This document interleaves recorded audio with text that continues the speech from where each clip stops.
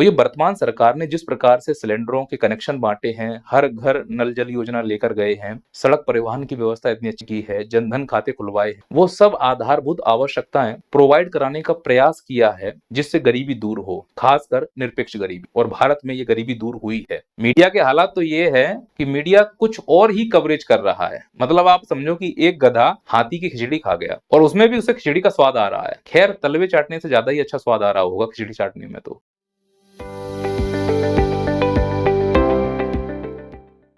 अंबानी परिवार में जो ये प्री वेडिंग कार्यक्रम हुआ, पूरी दुनिया इस कार्यक्रम पर नजर गड़ाए हुए था। खासकर भारत की मीडिया या कुछ यूट्यूब ब्लॉगर तो इस कार्यक्रम को इतने नजदीकी से कवर कर रहे थे कि उनको ये तक मालूम था कि जो लाइट लगी हुई है अंबानी कार्यक्रम में, उसमें से कौन सा बल्ब जल रहा है और कितने फ्यूज हो गए हैं।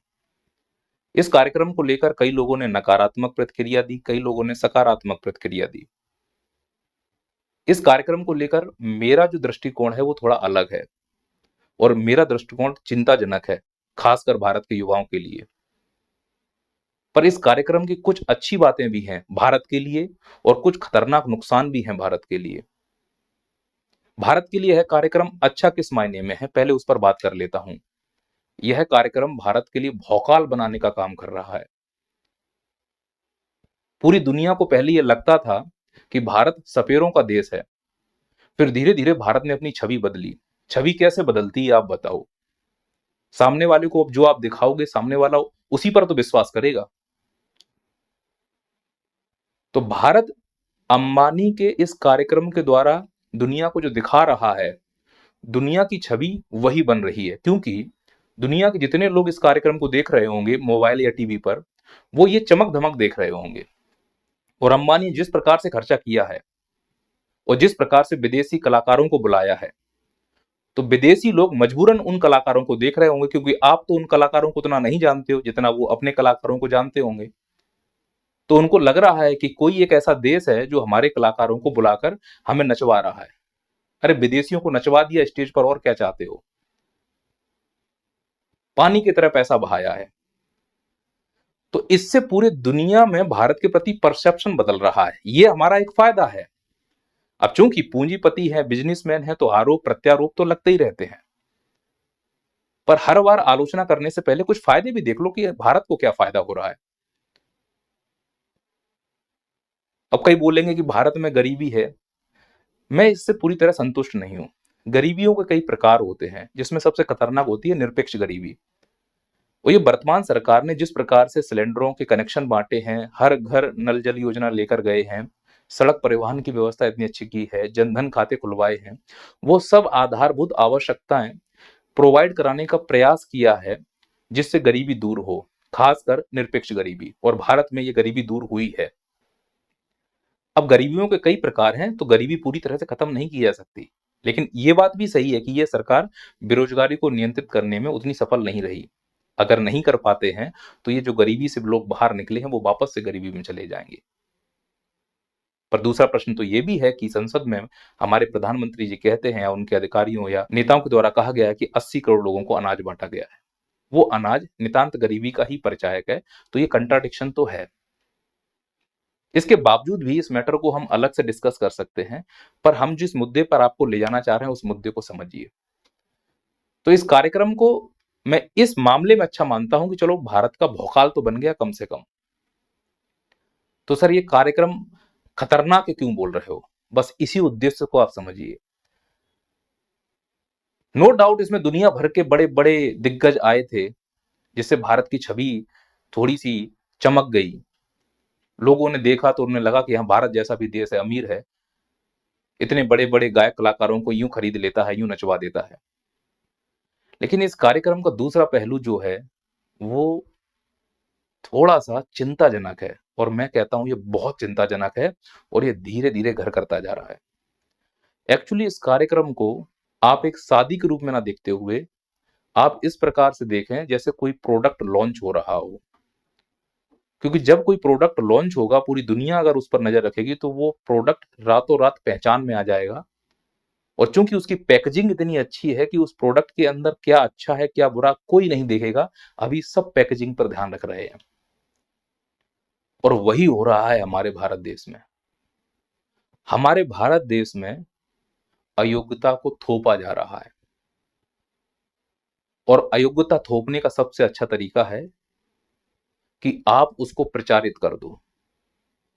मैं ये नहीं कह रहा हूं कि ये लड़का अयोग्य है। हाँ, मैं ये जरूर कह रहा हूं कि अभी फिलहाल इसकी योग्यता ये है कि इनके पिताजी मुकेश अंबानी हैं। इनको एक प्लेटफॉर्म बना हुआ मिला है, तो सर इसमें इसकी क्या गलती? कोई गलती नहीं। गलती हमारी है कि हम इनकी लॉन्चिंग को एक्सेप्ट कर रहे हैं, और जब हम एक्सेप्ट करना शुरू कर देते हैं तो ये अयोग्यता धीरे धीरे हमारे ऊपर हावी होने लगती है, फिर हम आवाज उठाना बंद कर देते हैं। और मैं ये सिद्ध कर दूंगा कि ये अयोग्यता का स्तर धीरे धीरे हमारे सिस्टम में आ चुका है। युवाओं को, योग्य लोगों को दरकिनार करना शुरू कर दिया गया है, और जब योग्य लोग ऐसे लोगों की बात सुनेंगे जो अयोग्य हैं, तो वो योग्य भी अयोग्य हो जाएंगे, और पूरी जनता अगर अयोग्य हो गई तो फिर चिलगोजों की संख्या बढ़ना स्वाभाविक है। आप इस पैटर्न को समझो कि जब अयोग्यता थोपी जाती है तो कोई आवाज नहीं उठाता। ये अयोग्यता थोपने का एक कार्यक्रम है, और जब हमने आवाज नहीं उठाई तो वो थोड़ा सा और आगे गए। मैं किसी पार्टी का विरोधी नहीं हूं, मैं किसी व्यक्ति का विरोधी नहीं हूं। मैं बस ये बताना चाह रहा हूं कि हमें इस साजिश के बारे में जानकारी होनी चाहिए। इस कार्यक्रम से आपको कोई फायदा नहीं हुआ सिवाय मनोरंजन के, और जिन्होंने गाना गाया वो अंग्रेजी में गाया होगा, तुम्हें समझ में भी नहीं आया होगा। पर चूंकि हमने मोबाइल में देखा, चारों तरफ यही कवरेज चल रहा है, तो हमारे अंदर एक परसेप्शन बन रहा है कि नहीं यही बेस्ट है। वो परसेप्शन बना, फिर हमने इनको भी स्वीकार कर लिया। ये बीसीसीआई में है। चूंकि ये अयोग्य हैं, यानी कि ये उस योग्य नहीं है जो भारत में, क्या और कोई योग्य नहीं है जो संस्था को चला सके, लेकिन हमारे अंदर एक स्वीकारता है कि हम अयोग्यता को गढ़ते जा रहे हैं, भरते जा रहे हैं। और यह भारत की सभी राजनीतिक पार्टियों में दिखेगा कि किसी भी राजनीतिक पार्टी का अगर कोई लड़का या लड़की है तो वो निश्चित तौर पर उसका अध्यक्ष बन के ही मानेगा, चाहे योग्य हो या ना हो। उस पार्टी में और भी कई लोग हैं, लेकिन पुत्र मोह और योग्यता थोपने का जो प्रचलन भारत में गढ़ चुका है, अब उसे कोई तोड़ नहीं सकता। कई ऐसी राजनीतिक पार्टियां हैं। मैं मानता हूं कि आप कई बार लॉन्च हुए हो, आप अपने आप को अगर सिद्ध नहीं कर पा रहे हो, पद छोड़ दो, कोई दूसरा काम करने लगो। आपकी पार्टी में और भी कई काबिल लोग हैं। योग्यता को अगर हम आगे नहीं बढ़ाएंगे और अयोग्यता को अगर हम थोपते जाएंगे तो जो परिणाम आएंगे वो अयोग्यता के स्तर के ही आएंगे। चूंकि हमारा दिमाग कैसा गढ़ दिया गया है कि नहीं, अयोग्य ही बेस्ट है। ये सिस्टम जो चल रहा है ना, उसका परिणाम आप युवाओं को भुगतना पड़ेगा, और वह भुगत भी रहे हो। ये राजस्थान एसआई का पेपर भी हो गया, एग्जाम भी हो गया, रिजल्ट भी आ गया, लड़के ट्रेनिंग पे भी चले गए, उसके बाद उनको उठाया गया है, क्योंकि मालूम है कि इस देश में अयोग्यता को स्वीकार करने का प्रचलन आ चुका है। तो पेपर लीक कराओ, अयोग्य लोगों को अंदर ले जाओ, और अयोग्य लोगों को अंदर इसलिए ले जाना है क्योंकि जो ऊपर बैठे हुए हैं वो भी तो अयोग्य हैं। वो जिसको ऑर्डर देंगे, अगर वो योग्य हो गया तो फिर वो तालमेल कैसे बैठेगा? इसीलिए अयोग्य को अयोग्य ही ऑर्डर दे सकता है। तो अयोग्यता प्रशासन में होना जरूरी है। सिस्टम को समझो। अगर आप नहीं समझ पाओगे ना, तो आपकी जवानी इसी योग्यता और अयोग्यता के झूले में झूला झूलती रहेगी।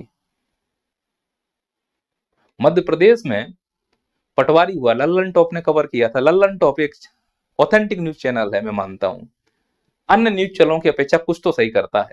बाकी तो सभी न्यूज चैनल दलाल है, मैं तो मान रहा हूं, ये बात को स्वीकार कर रहा हूं इस मंच से। इस लड़की की 3rd रैंक आई है, और इसका इंटरव्यू पूरे भारत ने देखा था।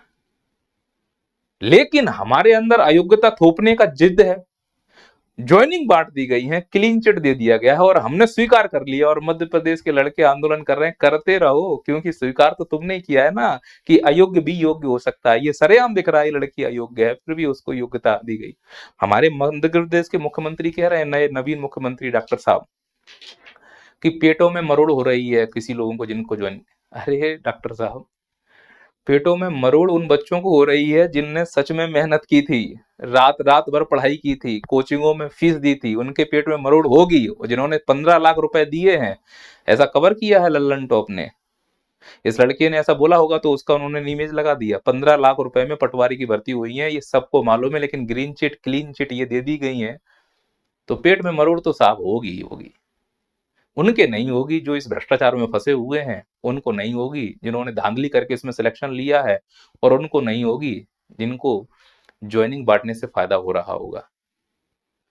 समझो इस बात को कि अयोग्यता कैसे हमारे सर पर चढ़ाई जा रही है, और हम उस चीज को स्वीकार कर रहे हैं, और उसका परिणाम तुमको भुगतना पड़ेगा।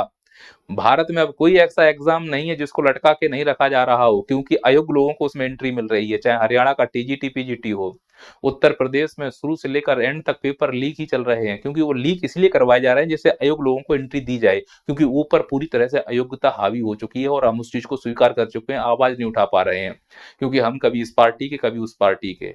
अरे मंदबुद्धियों, जरा सोच कर देखो इससे हमें क्या फायदा हो रहा है। जिस दिन आप अपने बारे में सोचने लगोगे उस दिन ये देश सच में आगे निकल जाएगा, लेकिन हमारे पास समय नहीं है सोचने के लिए।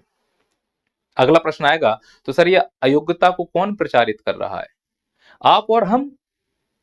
और इसमें जिसकी पहुंच ज्यादा हो, मीडिया। और मीडिया के हालात तो आपको मालूम ही है, जो थोड़ा बहुत सच बोलते हैं उनको दबा दिया जाता है। मीडिया के हालात तो ये है कि मीडिया कुछ और ही कवरेज कर रहा है। मतलब आप समझो कि एक गधा हाथी की खिचड़ी खा गया, और उसमें भी उसे खिचड़ी का स्वाद आ रहा है। खैर, तलवे चाटने से ज्यादा ही अच्छा स्वाद आ रहा होगा खिचड़ी चाटने में। तो पॉइंट समझो कि क्या इससे पहले हाथियों की सेवा नहीं हो रही थी भारत में? पर इन्होंने एक हाथी समाज सेवा करना शुरू किया है।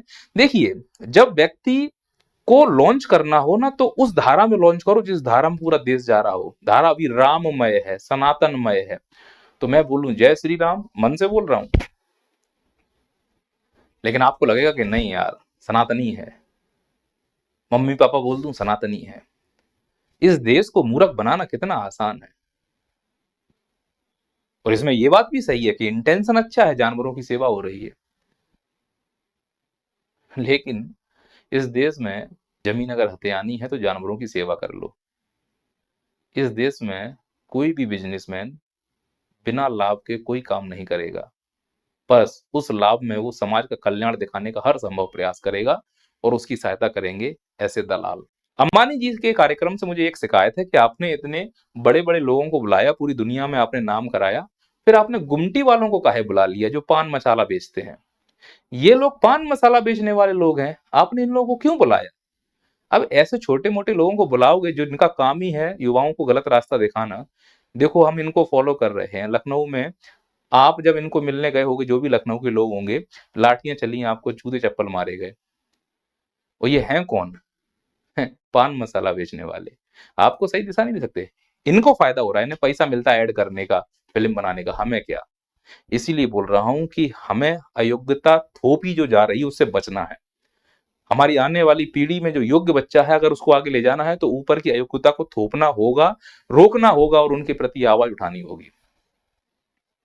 कर पाते हैं तो ठीक है, नहीं कर पाते हैं तो जैसा चल रहा है वैसा ठीक है। तो सर आप क्या कर रहे हो? मैं कुछ नहीं कर रहा हूं, मैं बस अयोग्यता थोपी ना जा सके इसके बारे में आपको सूचना दे रहा हूं। और कोई सलाह मशवरा हो मुझे कमेंट कीजिए, कोई शिकायत हो कमेंट कीजिए। बाकी थोड़ा सा बस आपको जागरूक करने का प्रयास है। चीजें अपने अपने स्तर पर ठीक होंगी। आप जाग जाते हैं तो ठीक है, देश जागेगा, नहीं जागेंगे तो देश होता रहेगा। जय हिंद, जय भारत।